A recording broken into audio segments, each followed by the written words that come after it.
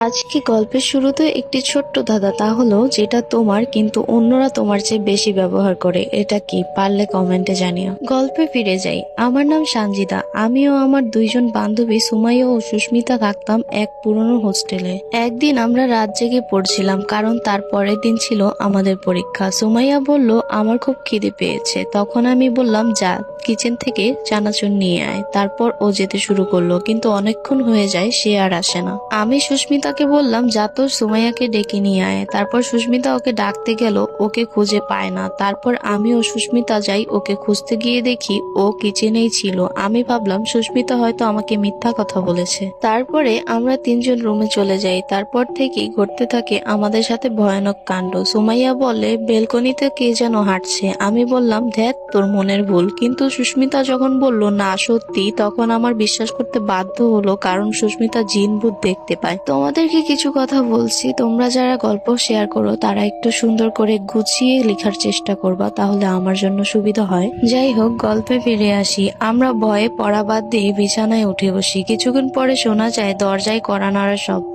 আমরা খুব ভয় পাই। সুমাইয়া বলল, কে ওখানে? দরজার বাইরে থেকে কেউ একজন বলে উঠলো, আমি। তারপর দরজায় কড়া নাড়ার শব্দ বন্ধ হয়ে যায়। তারপর দেখলাম ঘরের এক কোণে একটি কালো অবয়ব বসে কান্না করছে। এরপরে হঠাৎ অবয়বটি আমাদের ডাকতে থাকে। আমরা উত্তর না দেওয়ায় অবয়বটি আমাদের কাছে আসতে থাকে। তারপর আমরা অজ্ঞান হয়ে যাই। পরের দিন সকালে হোস্টেলের সবাই এসে আমাদেরকে ডেকে ওঠায়, জিজ্ঞাসা করে, কি হয়েছিল তোমাদের? আমরা সব ঘটনা খুলে বলি। তারপর আমাদের কিছু তাবিজ এনে দেওয়া হয়।